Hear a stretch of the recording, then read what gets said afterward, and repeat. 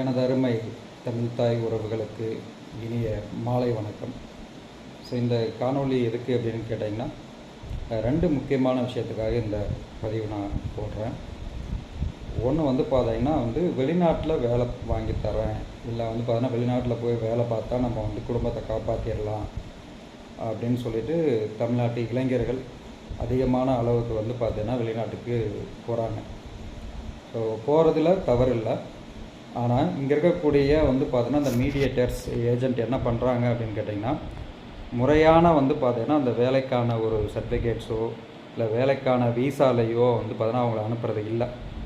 So அவங்க என்ன பண்ணுறாங்க அப்படின்னு கேட்டிங்கன்னா, ஃபஸ்ட்டு டூரிஸ்ட் வீசாவில் தான் அவங்கள அனுப்புகிறாங்க.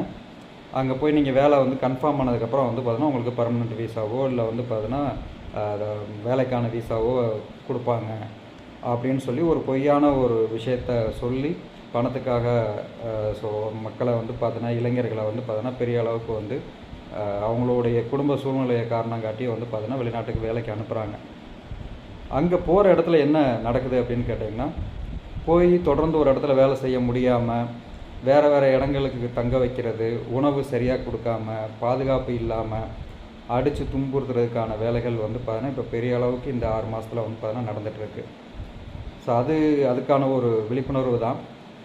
இங்கேருந்து போகக்கூடிய இளைஞர்கள், குடும்பத்தில் இருக்கக்கூடிய நபர்கள் தங்களுடைய குடும்ப சூழ்நிலைக்காக வெளிநாட்டுக்காக பார்த்தீங்கன்னா வேலைக்கு அனுப்புகிறீங்க. முறையான வீசா, தொழிலுக்கான வீசா பார்த்தீங்கன்னா இருந்துச்சுன்னா உங்களுடைய குழந்தைகளை பார்த்தீங்கன்னா உங்களுடைய மகன்களையோ மருமகன்களையோ இல்லை பார்த்தீங்கன்னா அண்ணன் தம்பியோ யாராக இருந்தாலும் அனுப்புங்க.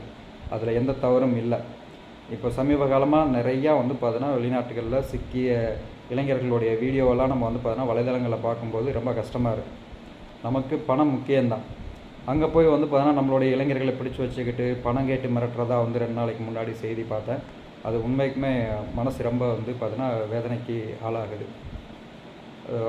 நம்ம தான் இப்போ பார்த்தீங்கன்னா விழிப்புணர்வாக இருந்துக்கணும். சரியான ஒரு நிறுவனத்தில் நம்ம வேலைக்கு போகிறோம் அப்படின்னா அதை உறுதி செஞ்சுட்டு அனுப்புங்க. அது ரொம்ப முக்கியம். ஏன்னா நமக்கு நம்மளுடைய பிள்ளைகள் தான் ரொம்ப முக்கியம். அதில் கவனமாக இருங்க.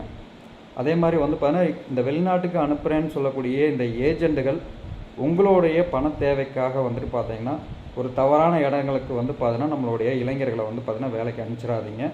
ஸோ இதன் மூலயமா பார்த்தீங்கன்னா அன்போடு கேட்டுக்கிறேன். இது தொடர்ந்து நடக்கும். ஆனால் தமிழக அரசுக்கு பார்த்தீங்கன்னா இதன் மூலயமா ஒரு கோரிக்கை ஒன்று வைக்கிறேன்.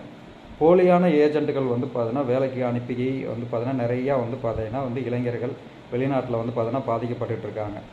அதில் நம்ம தமிழ்நாடு அரசு பார்த்தீங்கன்னா கவனம் செலுத்தி அதுக்கு